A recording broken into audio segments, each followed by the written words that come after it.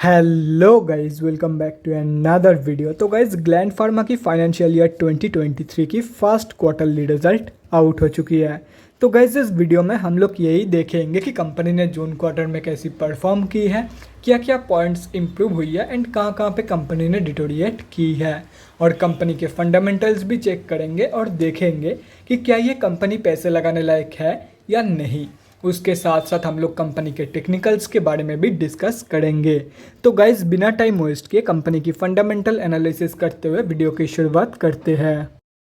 तो गाइज, अगर इस कंपनी के बिजनेस के बारे में डिस्कस करें तो ये एक इंटरनेशनल फार्मास्यूटिकल कंपनी है जो कि 1978 से इस बिजनेस में है, मतलब इस फील्ड की ये एक बहुत ही पुरानी कंपनी है and it is one of the largest and fastest growing injectable focused companies.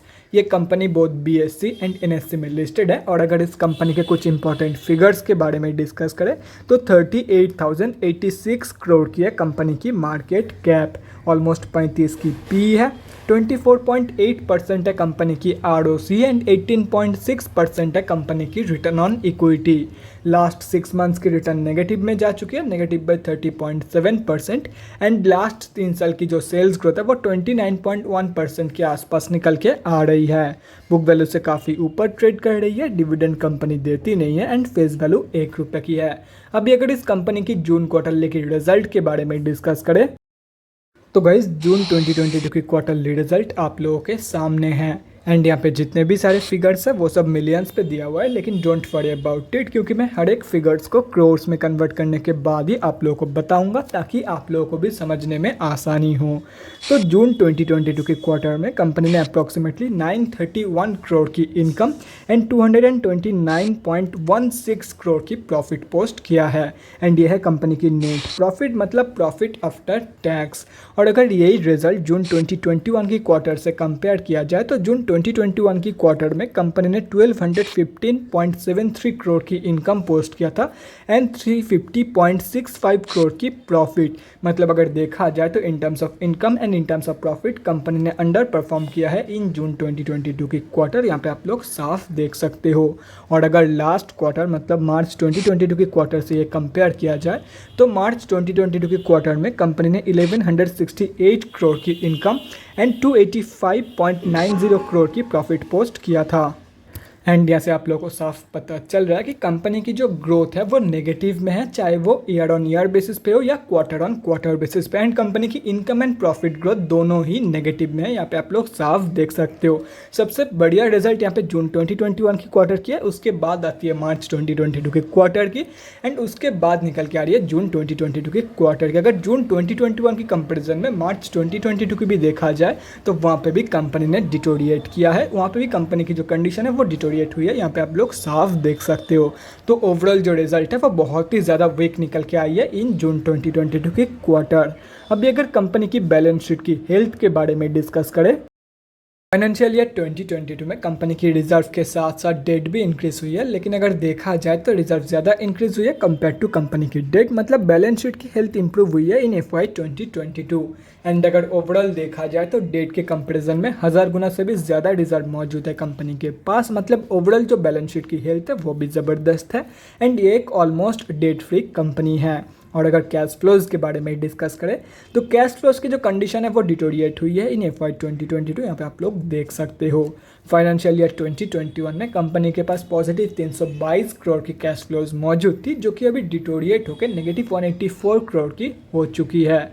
और अगर शेयर होल्डिंग पैटर्न के बारे में डिस्कस करें तो जून 2022 की क्वार्टर में प्रमोटर्स एंड FIIs ने सेलिंग करी है, बाकी DIIs ने ज़बरदस्त बाइंग करी है इन जून 2022 की क्वार्टर।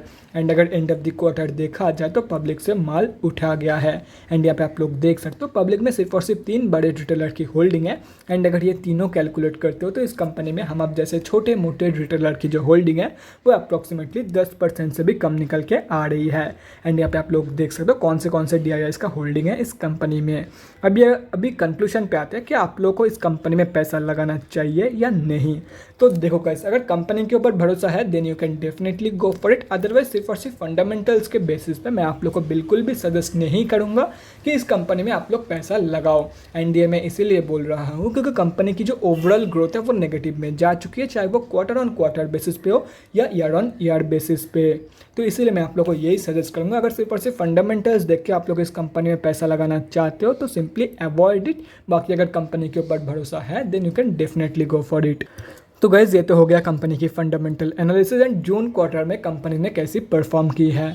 अभी अगर कंपनी के टेक्निकल्स के बारे में डिस्कस करें तो गाइज यहाँ पे हम लोग आ चुके हैं एनएससी के डेली चार्ट पे। सबसे पहले उन लोगों के बारे में डिस्कस करते हैं जो लोग इस कंपनी में लॉन्ग टर्म के लिए इन्वेस्टमेंट प्लानिंग कर रही है, मतलब जिन लोगों का भरोसा है एंड जो लोग लॉन्ग टर्म के लिए इन्वेस्टमेंट प्लानिंग कर रही है। तो देखो गाइज कंपनी में यहाँ पे आप लोग देख सकते हो ज़बरदस्त सेलिंग हो रही है, वॉल्यूम देख के तो आप लोग को पता चल ही रहा है। एंड अगर आज देखा जाए तो आज कंपनी ऑलमोस्ट 7% के आसपास डाउन है। तो ऐसे में और भी कुछ दिन अगले आने वाले हो सकते हैं, इस हफ्ते या तो फिर नेक्स्ट हफ्ते तक इस कंपनी में सेलिंग चलती रहेगी, क्योंकि जून क्वार्टरली की जो रिजल्ट है वह बहुत ही ज़्यादा वीक निकल के आई है ग्लैंड फार्मा की। तो ऐसे में कंपनी हो सकता है 1500 रुपये तक की भी फॉल शो कर दे। एटलीस्ट ये कंपनी आप लोग को 2000 रुपये के नीचे तो मिल ही जाएगी। तो जो लोग भी लॉन्ग टर्म के लिए इन्वेस्टमेंट प्लानिंग करें उन लोगों को मैं यही बोलूँगा एटलीस्ट 2000 रुपये के नीचे ही एंट्री करने की कोशिश करना इस कंपनी में। बाकी उसके ऊपर भी कर सकते हो, लेकिन मैं आप लोग को सजेस्ट यही करूँगा कि 2000 रुपये तक की फॉल के लिए वेट करो आप लोग। बाकी जो लोग शॉर्ट टर्म ट्रेड प्लान करना चाहते हैं उन लोगों को मैं यही बोलूँगा, जब ये कंपनी फिर से ये जो 200 मूविंग एवरेज है इसके ऊपर जब कंपनी फिर से क्लोजिंग करेगी तब उसके बाद आप लोग इस कंपनी में शॉर्ट टर्म ट्रेड प्लान कर सकते हो, लेकिन उससे पहले नहीं। और रही बात स्विंग ट्रेडर्स की, तो देखो गाइस कंपनी में कब तक सेलिंग चलेगी एंड कहाँ तक की लेवल शो करेगी वो किसी को नहीं पता, मतलब कहाँ तक की फॉल शो करेगी वो किसी को नहीं पता। तो ऐसे में कोई भी स्विंग ट्रेड लेना ठीक नहीं होगा आप लोगों के लिए, क्योंकि मैक्सिमम चांस यही होगा कि आप लोगों का स्टॉप लॉस हिट हो जाए। तो ऐसे में अपने आप लोग को यही सजेस्ट करूंगा, simply avoid this company for swing trading as of now. तो guys that's it for this video. अगले वीडियो में मिलते हैं गाइज, थैंक्स फॉर वाचिंग। और गाइज अगर आप लोग के मन में कोई भी डाउट या क्वेरी रहती है स्टॉक मार्केट या किसी भी स्टॉक से रिलेटेड तो कमेंट सेक्शन में कमेंट करके मुझसे पूछ सकते हो, या तो फिर मेरे इंस्टाग्राम का लिंक आप लोग को डिस्क्रिप्शन बॉक्स में मिल जाएगा, जाके वहाँ पर ही मुझे डीएम कर सकते हो for an one on one conversation. Thanks again for watching guys, bye guys and definitely guys stay safe.